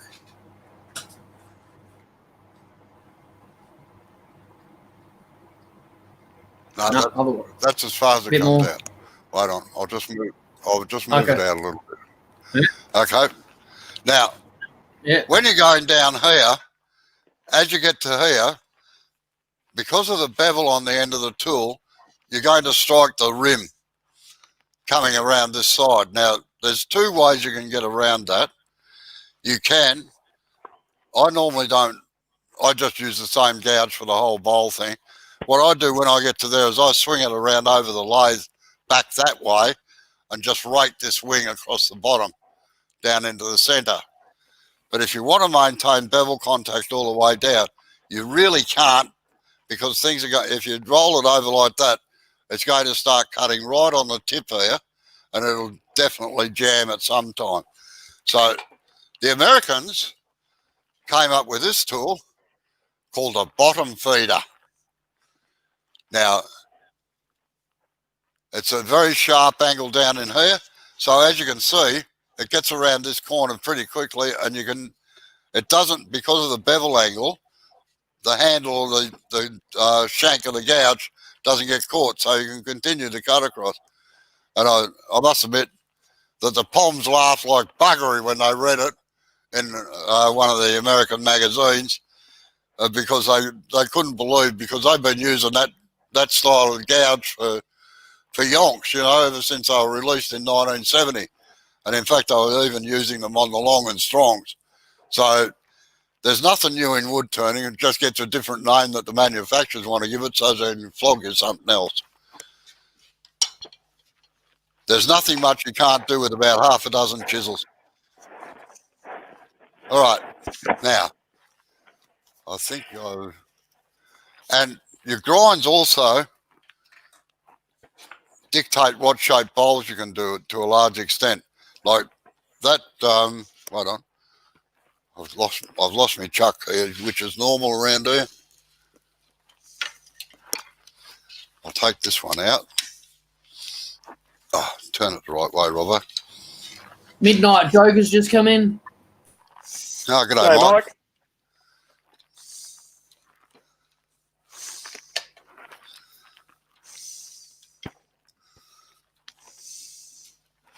Now, if you're doing a bowl this shape, around like that, as you can appreciate, it would be very hard to get a gouge down in here like that, because as soon as you get to there, it's going to lever over the rim out of the way. So you can, to a certain extent, undercut increase the bevel angle here to get down around that corner, but you still run into problems when you get down into here. Now, this was done with a gouge, believe it or not, because I don't have many hollowing tools, but it was a mongrel of a job, and I sort of used the wing like that down around there to get in there. The flute was at 45, and I was cutting on this side of the wing here to get it down into there. When I got to there, I just swept across the base, and as you can see, it just about meets in the middle, so it was pretty well right. But hollowing tools do make it easier for that. So, but your shape dictates what you really need to do with the point on your tool.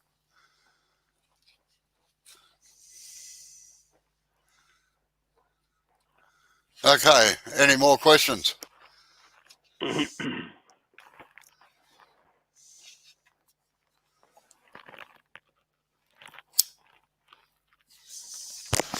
Yeah, it's a bit slack, isn't it, Mike? Taking 4 days to do a bowl. Needs a 3 horsepower lathe, you'd be right then. Yeah, that's right. 2 cuts down the side and it's all done.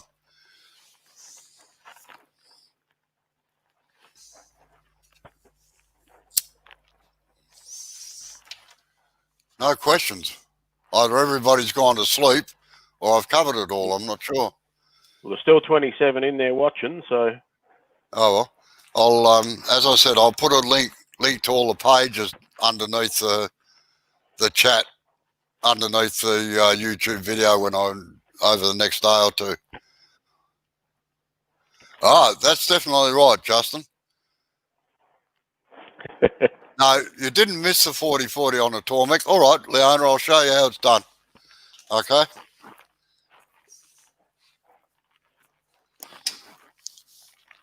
Just got to find the tool first. Not that one.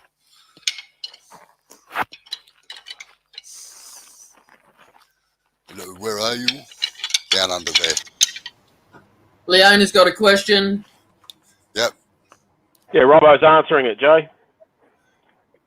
All right then. I'll shut up. Right, okay, just hold on a second. I'll change cameras again, back onto the Tormek. So Darren's got a question coming up after that one, Robbo. Right, I've just got to check that that's in the right place. Yep, right, okay. Now, into my little bag of tricks here.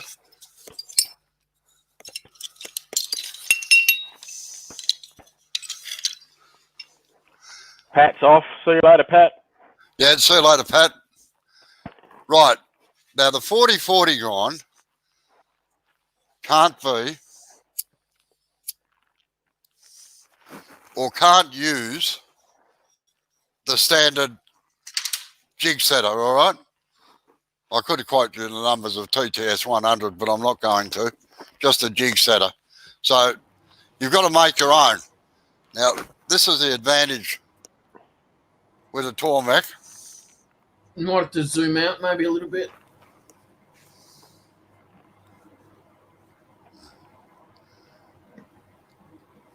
That better? Yep. Yeah. So what you do is you cut a block of wood that fits down between the wheel and the arm, like that. Now, for the 40-40 grind, it's 42, that block of wood is 42 millimeters wide. Has to be 42. So you fit that in, hold that there, lock that down, there. Now your jig setting is 50 millimeters projection.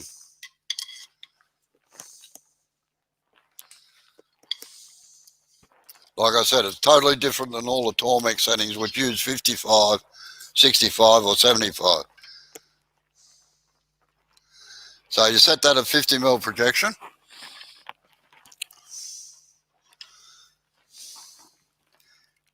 And you've got to come up to number 3, if I remember rightly.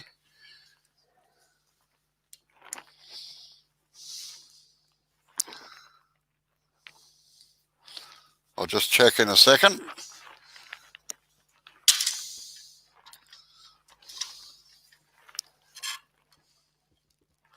Sorry, wrong way. Number 1. 2,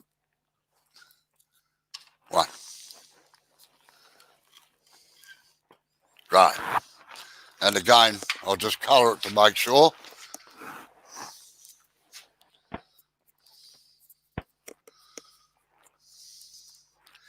Now, even Stuart Batty will tell you that it doesn't have to be exactly 40 degrees because he hand sharpens his, of course. It's sometimes 39 degrees, sometimes 42, sometimes 43. So, right.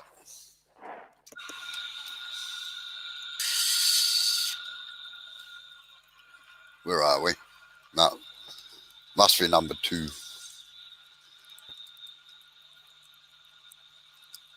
Or maybe it's 0.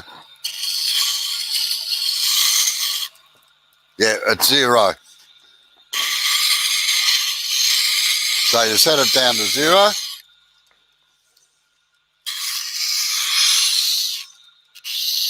That's not right. Something's going on.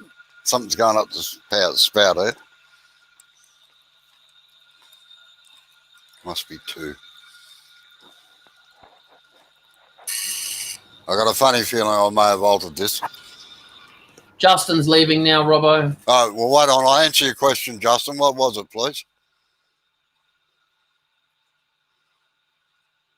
No, it was Darren had the question, Robbo. Oh, okay, Darren. Yeah, good night then, Justin. Thank you. Right. Don't know what's happened here. Leona said, have you got the jig extended? Because remember, you opened it. Yeah, I know. I'm trying to... No, I shut that down. I do that automatically with the thing. I've got a funny feeling. I may have altered the angle on this a while ago, and that's why it's not coming back in.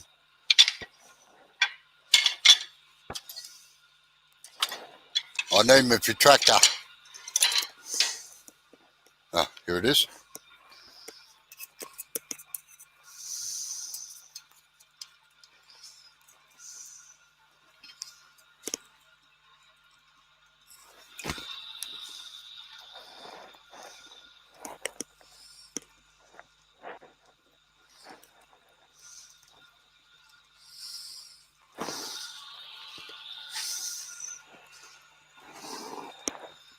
Yeah, I've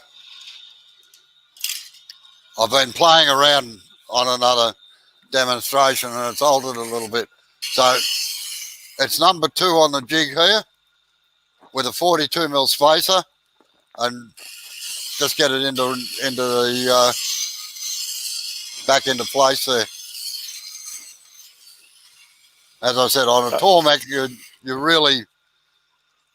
you're in for masochism if you want to reshape the tool. Like if I wanted to bring this back to 40-40, I'd actually do it on the other grinder. Mark has a very valid point there, Robbo. He says Tormek and number 2 in the same sentence seems very appropriate. Oh, well. You want Darren's question now? Yes, please. He said he was a comment more than the question. I might have found a round blank of wood that will pull you up, Robbo. 8 inches across and a few thousand years old, a bit petrified. Yeah, I don't turn stone. It's the same. I was demonstrating Technotool loads many years ago, and they flew me over to New Zealand, and the company there were marketing their tool, Latelax Industries, and there was a big show on down the thing, and the local wood turning club was thought they'd be smart asses and give me a bit of it was curly myrtle or something like that. Geez, I tell you what, the grain had more knots in it than a scout camp. Anyway, they're all nudging one another. This will fix the bugger. So I just got into it and turned it up and gave it back to them about 15, 20 minutes later. I said, here you are. They said, how'd you do that so bloody quick? I said, I'll let you know on a secret. I said, I've been turning this for the last month in chair legs and stuff. Oh, mum. Yeah, good night, Guy.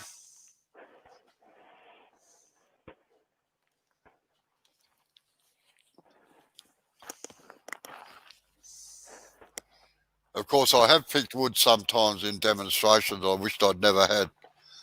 Accidentally picked up some yellow box once, and the sweat was rolling out of me.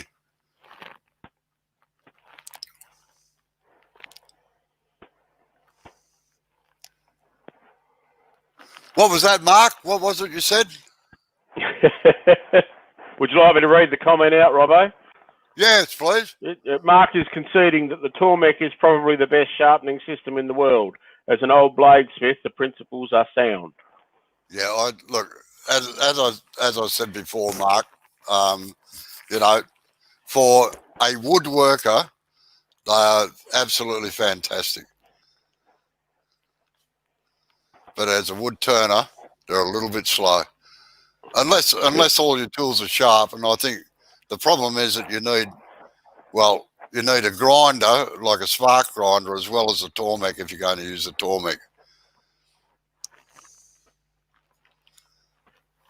I think I've been given a piece of yellow box too. I haven't had a crack at it yet. But well, I reckon this thing had been dry for 150 years, and it just ripped the crap out of everything. I would nearly have conceded defeat and got carbide to use if they'd been around in those days. I'll respond to Steve. He got paid twice what you pay him to earworm, Steve. Yeah, that's right. Yeah, he gave me half his payment.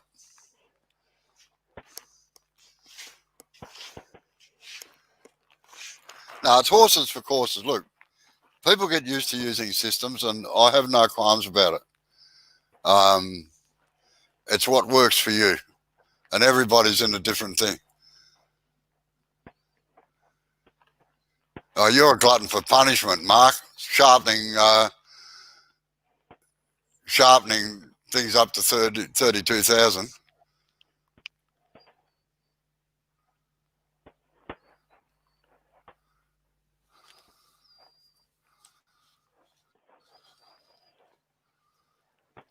Was bad enough sharpening up to 4,000. A very valid question from Leona. Did you get your lathe working, Steve? Yeah, I was about to ask the same thing, actually.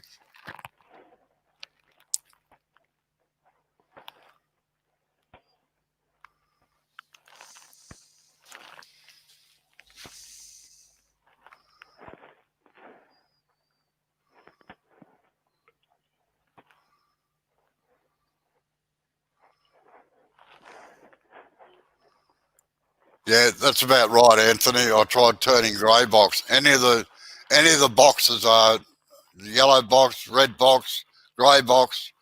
They're all as hard as a hobs of hell. Barry's nailed it. Whatever floats your boat, as long as your tools are sharp. That's the whole secret of turning.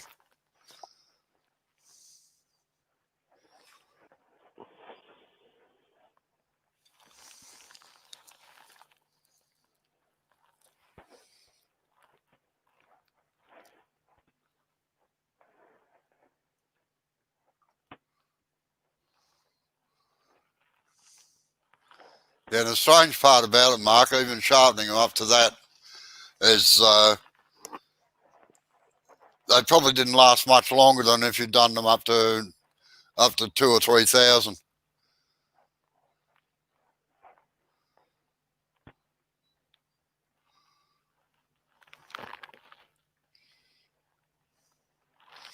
Yeah, Yeah, I've it's seen rather. some box. Go on, Sid. I just say I've seen some box turned and it looks bloody magnificent. So I will have a go at the piece I've got. I'll find out whether it is box or not by how hard it is, I guess. Yeah, good night, LP. That's the problem. And the harder the timber, the better the finish you normally get. Lots of practice sharpening. Oh, yeah. Like we turn a lot of iron bark posts and we're sharpening every 17 to 30 seconds.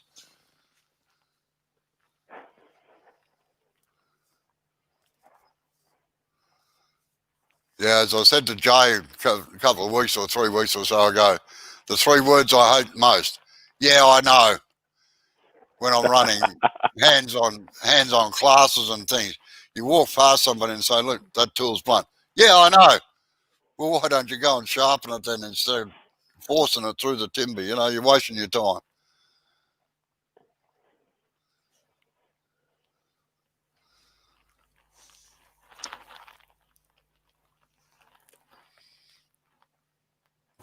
Yeah, I know.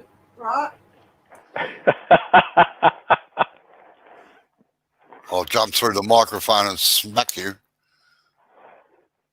I'm going up in a couple of weeks, Robbo. I'll pass one on for you. Wait. A remote slap. Yeah, and that's dead right too, Darren. A blunt tool's a dangerous tool because you've got to start forcing it, and you should be able to turn with just about your fingertips on the tool rather than having a white knuckle experience.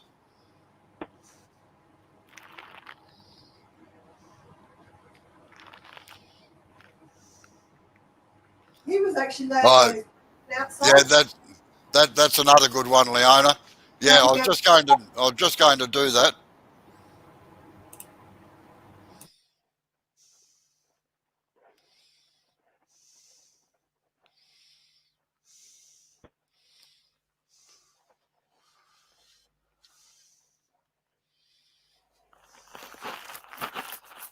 Right, I have no idea what I'm going to be doing next week. I'm open to suggestions.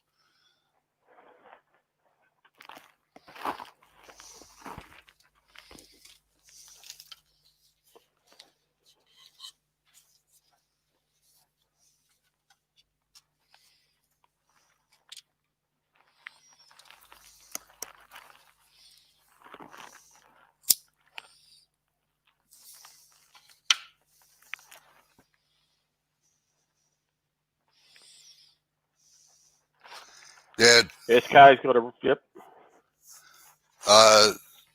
Soren, you're right. I'm the only thing that's allowed to be blunt around here. Yeah, go for it, SK. Steve. Nice one, Darren.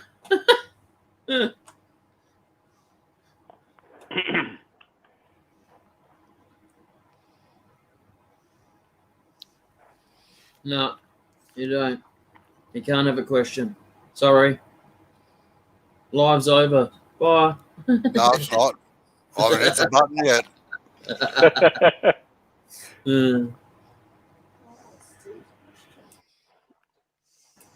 Come on then, what's your question, mate?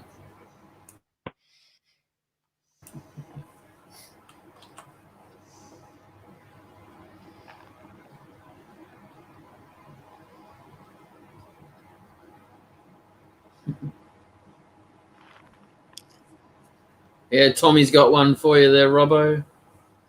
Oh, I did. Yeah. Turning suggestion for segmented pieces. Well, I don't do much segmenting work. Most of my segmenting, believe it or not, is to do 4-foot round pedestals for tabletops to sit on. So the pieces are about a foot across, just to save timber more than anything else, and to get the sizes that I need. And to answer Tommy's question, I did some skew work a couple of months ago, didn't I?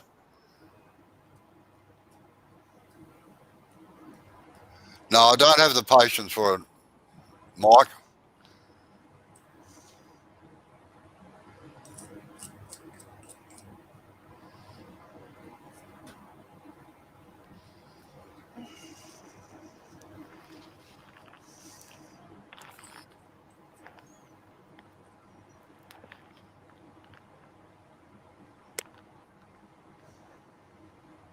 Thank you, Leona. I'll tell you what, the amount of work I had to go into to do that, I would never do it again. To get about half an hour's video, I used to take about 8 hours.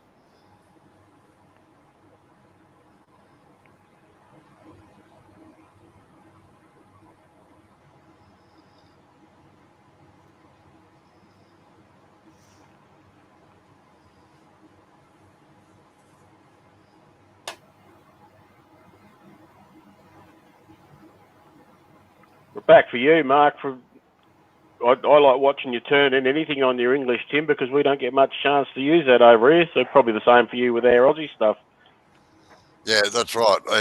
It's like the cows in the paddock, mate. The grass is always green on the other side of the... So Steve's got his question there, Robbo. Yes, I can do that if you like, Steve.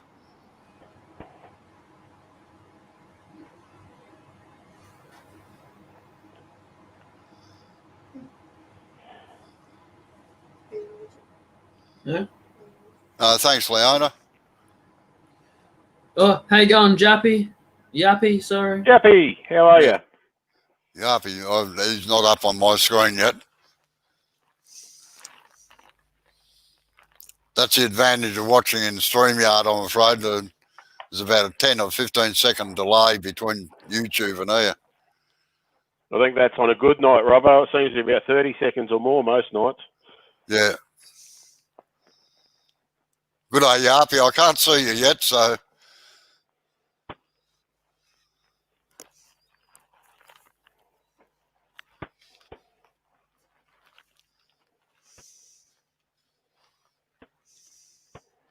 that's if you can put up with my Australian humour, Steve. Is that what it's called? Well, I call it that. Some people I think over the last couple of months he's had a fair bit of warning, don't you? Some people call it sarcasm or cynicism. Yeah, unfortunately what's happened, Steve, here, the reason I haven't been in for a while is that you moved back an hour and we moved forward an hour. And now it's your lives come on, your lunchtime lives come on at midnight for us. And 10:30 for us in South Oz. I haven't actually done a video on it, Line Dancer. I'm sorry, I've forgotten your name. That's terrible. And I did a vase June. I did a vase a few weeks ago, June, where I hollowed out the inside of that. I don't do a yeah, well that's true, Steve. I don't do a lot of hollowing. I'm not equipped to do deep hollowing or anything like that. Well, hello, we're going to have a strike.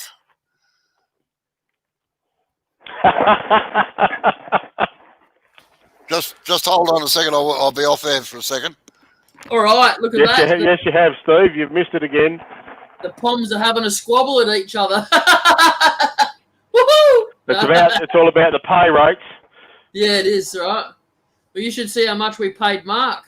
Like, yeah, well, Mark, you should have stopped bloody asking for more money. You might have been all right. No wonder he keeps coming back.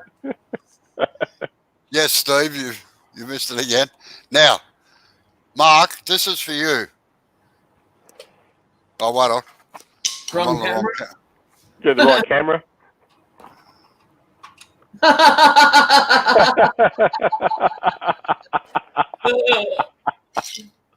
Uh, And it's not a light pool. it's a dummy. No, it's not. Yeah. I use that during my classes when people get frustrated. They start spitting a dummy, and I say, just hold on a minute, got something for you, and the rest of the class just breaks up. Temple boys just come in. Yeah, Yeah. I was waiting for that comment. Which is why I said it wasn't a light pool. Yeah.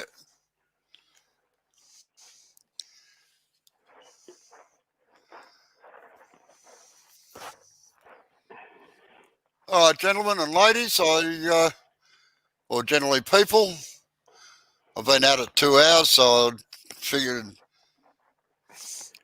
Now, Leona, you knew it was a dummy.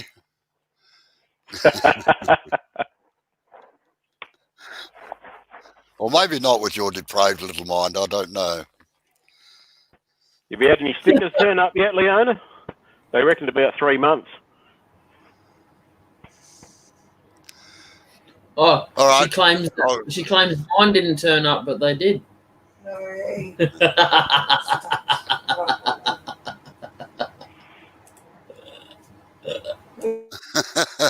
No. No, it's a wait on. I'll hold it up so you can see how it actually.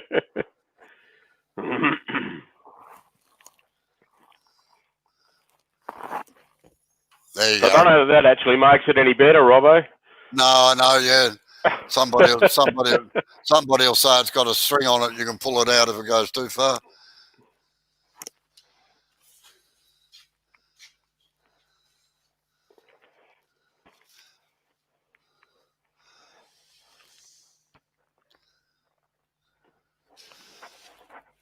Oh, we've still got a fair while before Steve. You doing a live tonight, are you, Steve?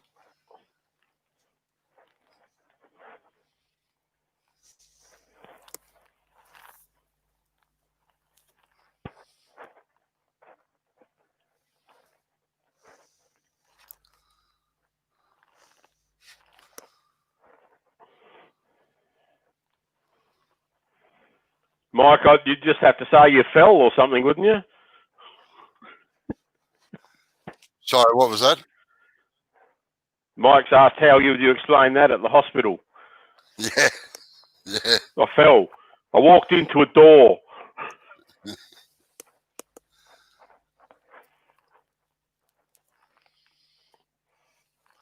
Yeah, No, Steve, that's midnight for Robbo. Yeah.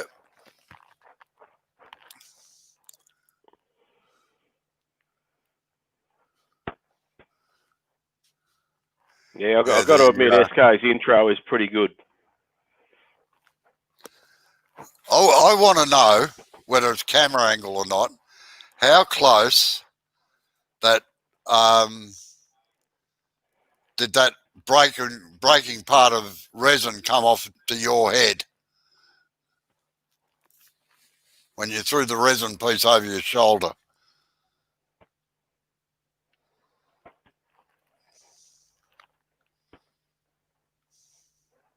I think Yappy's saying you're old, Robbo.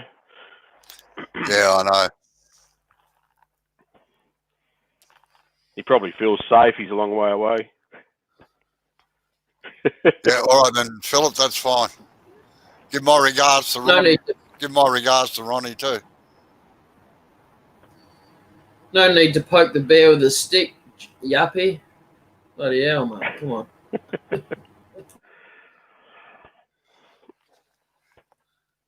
Yeah, I'll tell you what, it must have come close, I reckon. Mark, I wasn't sure whether it was camera angle, but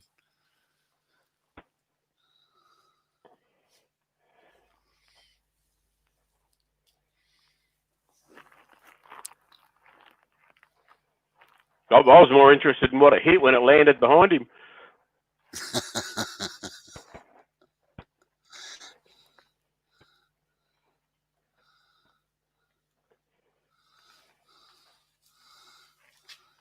it's starting to degenerate, folks.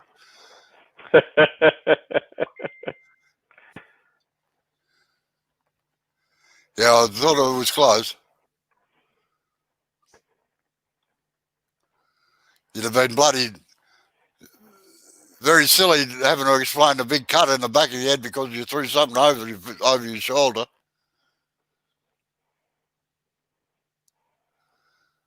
But the nurses in triage would get a good laugh.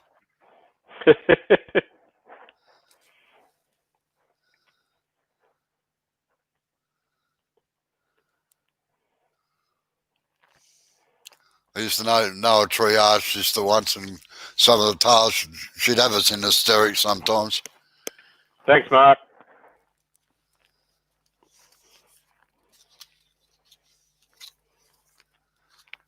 Thank you, Mark.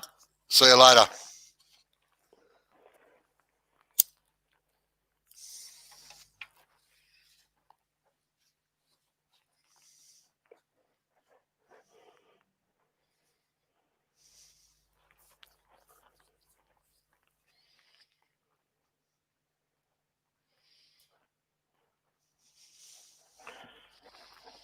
See you, Mike. See you, Phil. See you, Philip. See you, Mark. Looks like they're all abandoning us now, Robbo. Yeah. All right, time to shut it down, I think. Time for a cup of tea. Sounds fair. See you, Happy. All right. Catch you all later, folks. Thank you for coming in. I appreciate it. See you later, everyone. See And you all. if you're not sure of something, PM me. I'm on Facebook as Robbo Robertson, and I'll answer it if I can. I'll definitely drop in at least for the start, Steve.